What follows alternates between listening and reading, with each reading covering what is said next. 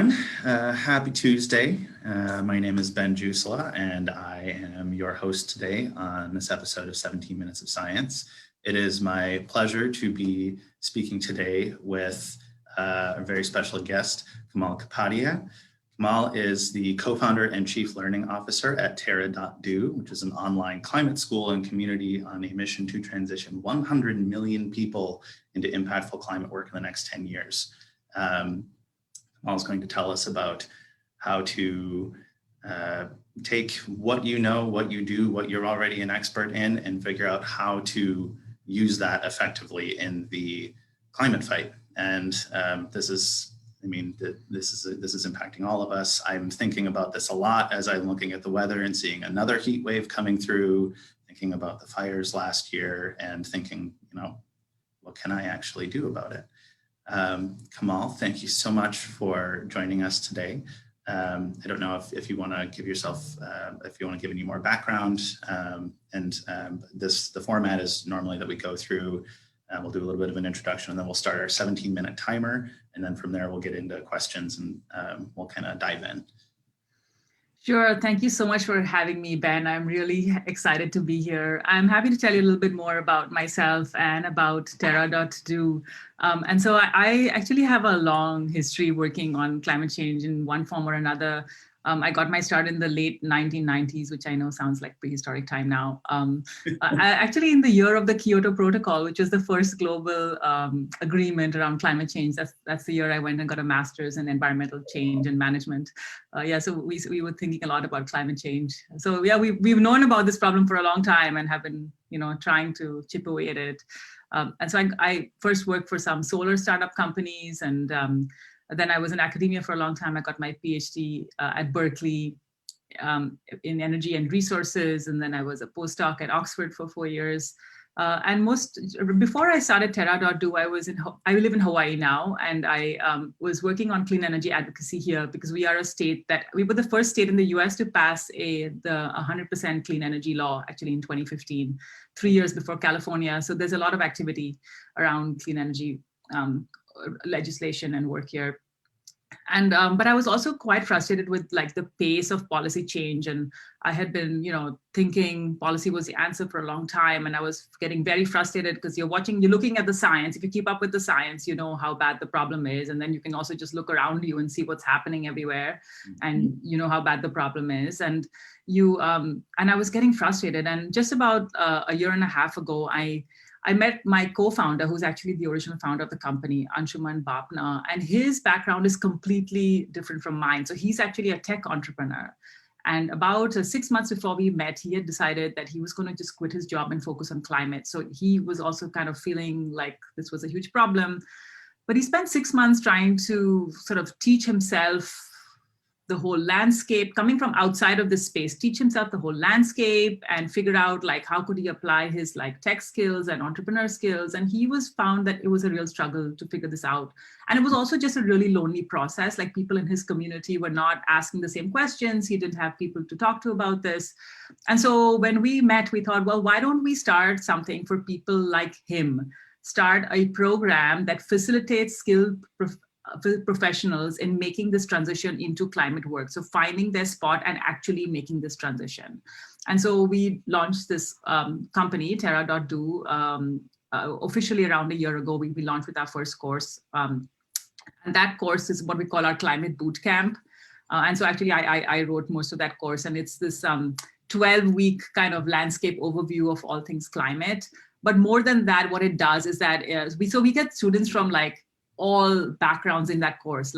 We get venture capitalists, we get farmers, we get teachers, we get a lot of tech people, we get people from marketing, sales, you name it. They are in, chemical engineers, nuclear engineers, you name it, they're in the program. We put them through a set of, they go through the material, etc. But there's a lot of community stuff that happens. We support it with a lot of mentoring. They get to talk to experts in the field. But the main thing that happens is a personal transition. So there's this facilitated personal transition where by the end of it, they've really kind of found that sweet spot of intersection between their skills, interests, climate impact, and what is possible in their local context, right down to these are the organizations I'd like to work for, and here are the people I need to talk to. And And so I'll stop there. So that's kind of what we're all about. Yeah, no, thank you for that background. And I will go ahead and start our 17-minute timer here. And I guess, so my first question, sort of following on that is, so it seems like, and part of this that is really exciting for me and really appealing for me is that this is, the goal is to meet people where they're at and not make it so that they have to completely reinvent the wheel or start fresh. It's, what can I do with my resources, my skills? And like you said, you have such a broad range of people and backgrounds, and that's, to me, that's really important. You have to be targeting a broad audience and bringing everybody into the fold. And so what specifically have you done to sort of appeal to a broader group and make sure that you're bringing in a diverse group of people and making this accessible for as many people as possible? So, the first thing is like we just kind of start at this point where we know that we need everybody working on this problem. So this is just a fact. This is not like we're not making this up. And we get two types of people in the program. A bunch of people, actually we get more than two types, but I would say generally three broad categories. One group, they are not looking to switch jobs. They're just looking to figure out how to apply a climate lens to their existing work. So say they work in finance and now they've got to figure out climate risk, or they're working in, or they work in some other company and they're trying to figure out, okay, how do we get to net zero as a company? Mm-hmm. Or they're working in planning in the government agency and they're like, now we got to think about climate adaptation. So we get people who are not looking to change their jobs, but they need to put a climate lens on their existing work. Mm-hmm. The other group of people are actually looking to entirely switch jobs. And the reality is that there are jobs for every type of person, essentially. Like we need communicators and we need people who can do marketing in the solar companies and who can do sales in the wind companies, and mm-hmm. we need people who are chemical engineers and can figure out like battery chemistry, and we need all these people essentially. And so it's more about kind of helping them find that match and then also helping them with that career transition. So that last part, we're just kind of getting going. We're sort of really revving up on that now. We started with the learning, we led with the learning, and then we're only a year old, but we're really focused on the career transition. That's like going to be like a central focus for us. So we stood up to climate careers fairs online during the pandemic. We got like hundreds of people turning up, and we got many companies as well coming for that. So we learned a lot through that process, and we're going to be doing a lot more around just literally like helping people network and find jobs if they're looking to transition. And then we also do get entrepreneurs. So we get people who are looking to start organizations as well. So that's like the third bucket. And they are very diverse. Like we cover 20 countries right now, all professional types. The one group that we don't cover right now is kind of more blue collar workers. Like we started with professionals, but we're thinking about it. Like we're wondering what we can do in that space. So yeah, that's where we're at. Oh, that's really cool, and it sounds like that's those three broad categories kind of catch most people, I would imagine, and that's, I don't know, I think it's just fascinating that, I mean, it is a huge problem, right? And it's not just and there are so many layers to it. Like you said, there's marketing, there's battery chemistry, there's figuring out how to talk to people in your own community, let alone, advertising and campaigning. And so that's, I imagine there's just a lot of mixing of experience and sharing of information. And that's really cool. So let's see, I'm gonna check on a couple questions here and make sure that I'm not just rambling. One question here is, so the goal is to get to 100 million people working to solve climate change by 2030. How did you arrive at that number? And has that changed at all in the last year? And how is the progress towards that going? That's a great question. So we arrived at that number because we figured I think we found some research that suggested like about a quarter of GDP is going to be like need to be reorganized around the sort of the transition if we're going to get to even 2 degrees C, much less like 1.5 degrees centigrade, which is like the Celsius, which is the considered the safe threshold. Now, is it really safe? Well, it's actually like a 2 in 3 chance of not kind of setting off sort of dangerous tipping points, etc. So it's still ideally we wouldn't be warming the planet at all, but it's still better than nothing. And generally scientists agree that if we can keep the warming to under 1.5 degrees Celsius, like we have a better chance of not triggering some of these things that they call tipping points, which are kind of then catastrophic changes that are irreversible. Like the melting of all of Greenland, for example. So yeah, so yes, so we thought like, so we took about say a quarter GDP, and so we were like, well, that's about a quarter of the workforce, so that's like 100 million people.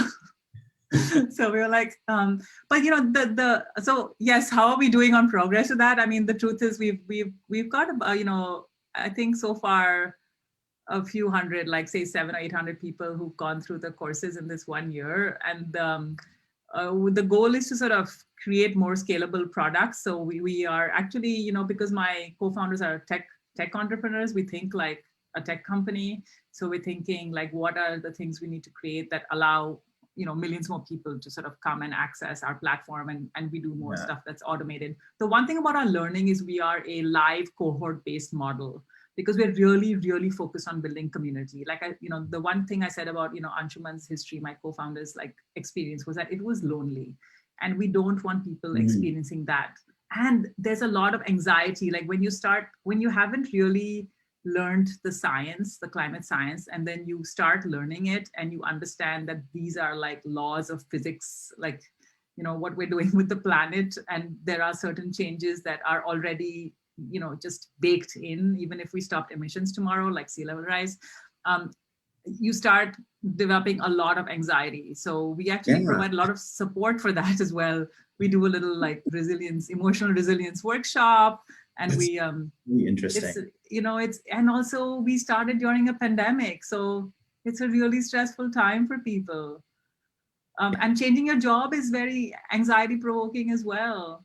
Like, so there's so many levels of anxiety. And so we really want to be a very supportive community. It's not about come and learn and we're going to like give you grades. There's no grades for this course. And the idea is to just be this very supportive community where people just help each other in making this transition. And more people who've actually successfully transitioned and found jobs, they tell us that actually, they got the vocabulary, they got the confidence, they got the networks. Those are the things that they really value coming out of the program. Yes, they learned some climate science, and maybe they learned how to think about clean energy, and that was valuable. But they say, we can go into a job interview and we have all the right vocabulary. We have the frameworks for, talking about the clean energy transition or the smart grid. So those are the things that people seem to really value about the core program, at least. We also have these specialized programs. So we're running one for VCs, for venture capitalists, a climate camp, climate change for venture capitalists. And we're going to be setting up a lot more other specialized courses for certain skilled professionals. Yeah, I have a follow-up question about that, but I do want to just touch on I think that aspect of focusing on resiliency and making it actually a part of the curriculum. I personally find that really valuable as somebody who has a lot of anxiety generally. But when I was a kid, I was worried about like meteors and the Yellowstone caldera. Like those things gave me anxiety, and learning about climate change, like those things gave me anxiety. And when you're surrounded by people who are just like, I don't worry about that, or it's not real, that doesn't really mesh well. And so having a community of that's focused on support is good, not only for the people who are trying to enter that community, but also for bringing more people in, right? It's not combative. It's not you're doing this wrong and you have to do it this way. And if you don't, it's like, I feel like that is a much more positive approach to building community. And so that's really cool. I really like that. Yeah, we also just really appreciate the the way people are when they join the community. I mean, they just are, it's just a very kind, supportive community. And there's, there's a lot that happens that's sort of outside of the core programs. And so there are these informal sessions called fireside chats where people all self-organize around groups of, areas of interest. We've got a very active Slack community with all of these specialized interest channels as well. People are always sharing resources, sharing tips, jobs. Even though we don't get a lot of data from Slack, but like we know that 2/3 of the communication is happening via DMs, direct messages. Okay. So that means there's a lot of chatting that's going on between people. That's, that's not even sort of visible in the like public community space as such. Yeah. Well, I mean, that's good, right? I mean, you want to be sparking conversation. You want yes. reaching out and networking, and that's great. So kind of going back to your mention about the VC coursework. Can you tell me a little bit more about some of the other courses or curriculum the trajectories that you offer? I mean, are there venture capitalists, marketing? What do you yes. target? Sure. So we've got the one for VCs right now. We just wrapped up a program on hydrogen that was mainly focused on energy. We call them energy professionals, but it's really oil and gas people looking to transition out of oil and gas. So we get people all the time. It's quite interesting. Like that's a whole conversation in and of itself because, certain parts of oil and gas are already just letting off people. Like there's very little exploration going on anymore. And so all those people are out of work. And there's going to be a very large number of people in oil and gas out of work over the next 20 years. And so many of them are very skilled. In fact, we had somebody from oil and gas out of Australia with us, and he told me that like half the people are just in office jobs. And so, those are skills that he worked in finance. Those are transferable skills. And so there's going to be a lot of people coming out of fossil fuel, just looking to transition. So we're actually going to be setting up a specific program for oil and gas. So that's in the works, just kind of focused on helping them understand the energy landscape and figure out some transitions that make sense for them. We've got a program on the circular economy. So that's going to be really cool because it's kind of like, how do you design for circularity? And so it's broader than just climate, it's sustainability. It's very kind of holistic. And it's really focused on, again, people who are looking to implement change in their company or start up a company. So it's very practice oriented. We've got a program coming. We've already got one just starting up on like EVs for people who work in fleets, because fleets are sort of like the first place for, it makes like almost the most sense to transition into electric vehicles. But people they don't know how, they're trying to figure that out. So we've got a program on electrification of vehicles for fleet people who run fleets. We've got a program coming up, and then we've got a program which is the farm school. So this is very exciting. It's actually the first blended learning program we're doing, and so it's like a 3 or 4 week curriculum, but one or 2 weeks, depending on your preference, will be on a farm, a regenerative farm, where you would actually live on the farm, be hosted by these farmers, and like learn, like, physically learn, like what does it mean to do biochar, or what does it mean to sequester carbon in your soil, or and then there's a whole online curriculum component as well. And it's wide open. It's not going to train you to be a farmer, but it's going to get you into the headspace. So even if you are an entrepreneur looking to do something in the food space, or you are kind of like a tech, you kind of have a data science background and you want to figure out like, precision agriculture, or, efficient use of resources, etc. It's just a wide open program. So that's going to be exciting. That's happening in September and October. And we repeat the programs every quarter or so. Okay. There's a bunch more in the works. Yeah. So really kind of trying to reach all kinds of different interests and professions. Yeah, well, it's a lot of exciting things in the works. It seems like you're starting here. You're very rapidly going this way, and that's exciting. Yeah. I'm excited to see where you go in the next year. And so I guess I just kind of one more question here to kind of close things out today. How does one go about getting involved in Terra.do? And implementing that locally, say, if I wanted to go do this right now, what do I do to get involved in Terra.do and to start thinking about this locally? So you can definitely come to our website and check out our courses and see if any of them are a good match for you. And we're going to please keep checking, because we're going to be constantly adding more courses. And you can also please follow us on social media. We're on Insta, we're on Twitter. And we also have a really great newsletter, which is called Climate Switch. And you can just sign up on our website. It's a free newsletter. And it actually takes little bits out of our core course and kind of shares them in these like bite-sized chunks. So there's like some learning there. And then the other thing I would say, which is, outside of Terra, is like, just find a local community that you can join. Like, it's really tough to do things on your own. But if you just find a local community that you can join, and it might be a local chapter of the Sierra Club, or just kind of any group that just kind of appeals to you. It could be a clean tech kind of community as well, if you're in that sector. Just get involved, because having that community is really, really key. And definitely, of course, we'd love to have you in the Terra community. And there's a lot in the works that's going to be specifically focused on careers. There's going to be a lot more free community stuff happening. So just visit our website, follow us on social, and yeah, come and get involved. All right, I will. I'm going to take you up on that. I'll Fantastic. Make sure we shared links when we post this. So we're coming up. We've got about 30 seconds left. So is there any closeout? Any last things you wanted to mention before we sign off here? The last thing I'll say is, because we talked about climate anxiety, is like one thing I feel, I won't call it an antidote to anxiety, because anxiety is like a very real, like deep, like issue that you can't just like fix with one thing. But taking action, like any action, whether it's even in your personal life, and finding community that is going through the same experience, those two are very helpful.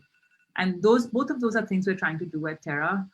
But also I would recommend it to anybody, like just take some action, and if you can do it as part of a community, both those things can be helpful. I think and help the planet as well. Yes, I think that's great advice, and there is always strength to be found in community. And so that was our timer.